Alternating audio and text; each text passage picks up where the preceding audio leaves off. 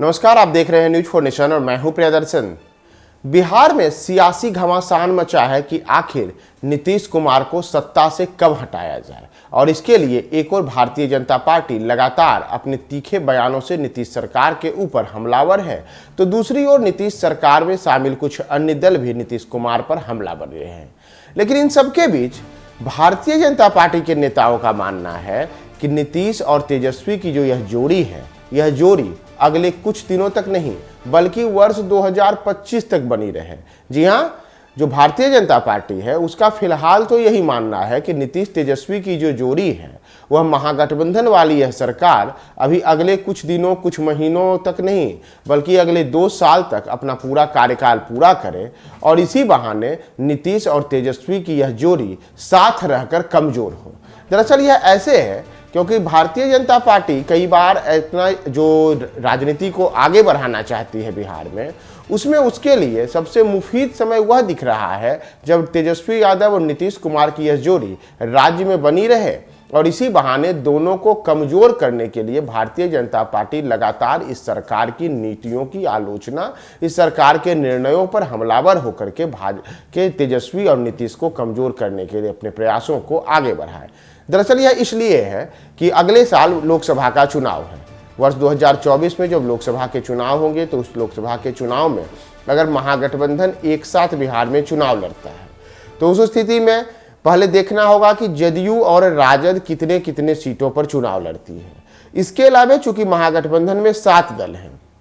तो 7 दल होने के नाते जो अन्य दल हैं, चाहे वामपंथी दल हो, चाहे कांग्रेस हो, हिंदुस्तानी अवाम मोर्चा हो या फिर जदयू और राजद हो, इन दलों के लिए भी एक बड़ी बात है कि ये अपने बीच में सीटों का बंटवारा किस तरीके से करते हैं और क्या उन सीटों के बंटवारे से तमाम दल और उनके नेता खुश रहते हैं। और इसी को लेकर के जो भारतीय जनता पार्टी के हमारे सूत्र हैं, उनका कहना है कि भाजपा भी चाहती है कि ये तमाम दल एक साथ चुनाव लड़ें और एक साथ चुनाव लड़के, चूंकि सभी तमाम दलों की महत्वाकांक्षा होगी कि हम ज़्यादा से ज़्यादा सीटों पे चुनाव लड़ें, तो उस स्थिति में इनके भी सरफुटअव्वल होना जरूरी है। और वैसा अगर होता है तो उसे भाजपा को उम्मीद है कि हमें इसका बड़ा फायदा मिलेगा। तमाम जो उनके रुष्ट नेता रहेंगे, उन नेताओं का जो अगर बागी होकर के चुनाव में उतरते हैं तो इससे भारतीय जनता पार्टी उनके वोट बैंक में सेंधमारी कर अपने उम्मीदवारों को अधिकाधिक सीट जिताने में सफल हो सकती है।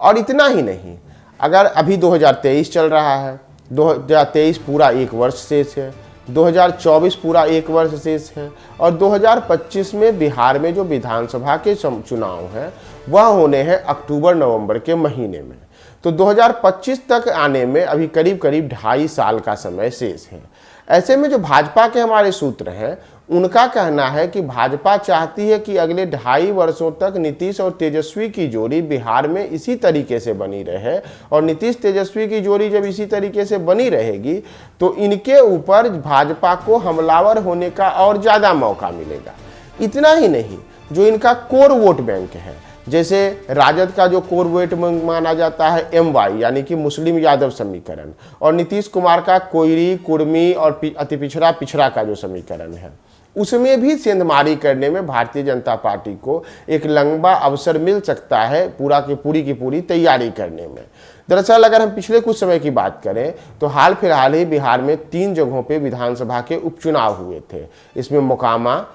गोपालगंज और कुरनी विधानसभा क्षेत्र के उपचुनाव हुए थे। इनमें देखने को मिला कि जदयू का जो परंपरागत वोट बैंक है वह उससे छिटका है। जैसे धानुक, कुर्मी, कोयरी, इन समुदायों के वोट बैंक को जदयू का परंपरागत वोट बैंक माना जाता है। लेकिन जिस तरीके से मोकामा विधानसभा क्षेत्र में जदयू के परंपरागत वोट बैंक के छिटका, उसी का असर रहा कि भाजपा प्रत्याशी ने वहां मजबूती से राजद प्रत्याशी को चुनौती दी और इसका मूल कारण माना गया कि धानुक वोट बैंक में भाजपा के द्वारा की गई बड़ी सेंधमारी।